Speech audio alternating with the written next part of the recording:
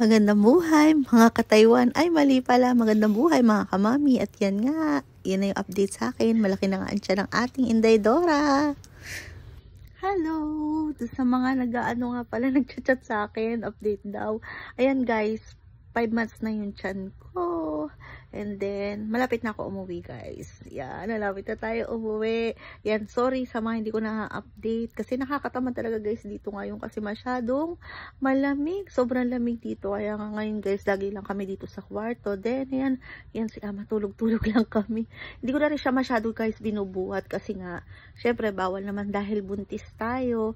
Ayun, sa mga nag-ano nga rito, pwede daw ba yung buntis dito sa Taiwan? Actually guys, alam ko bawal.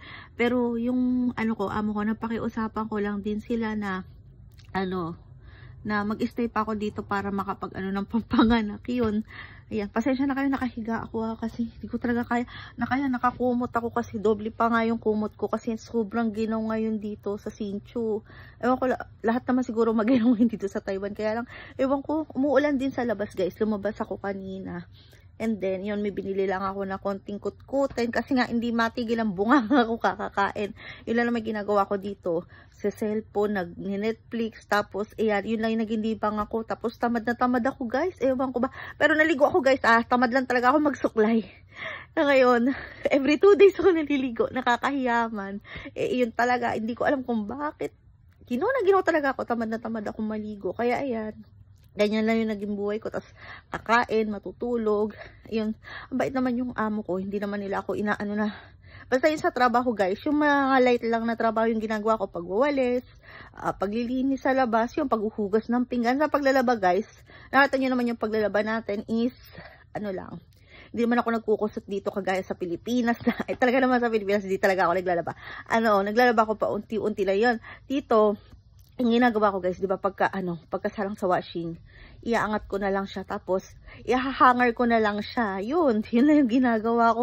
At saka guys nga pala, ayan, yun, napakiusapan ko lang yung amo ko, and then nakabili na rin ako ng ticket, makakauwi na tayo. Yun, update ko na lang kayo kung kailan.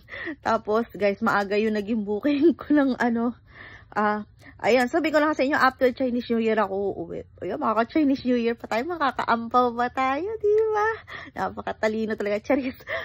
Guys, may kapalit na ako dito. Yung nagtatanong na, ate, baka pwedeng ipasok mo kami dyan. Nakapalit mo.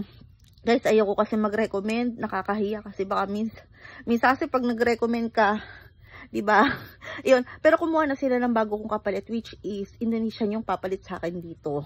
Yun lang muna guys, ha? Paalam! Update ko kayo ulit.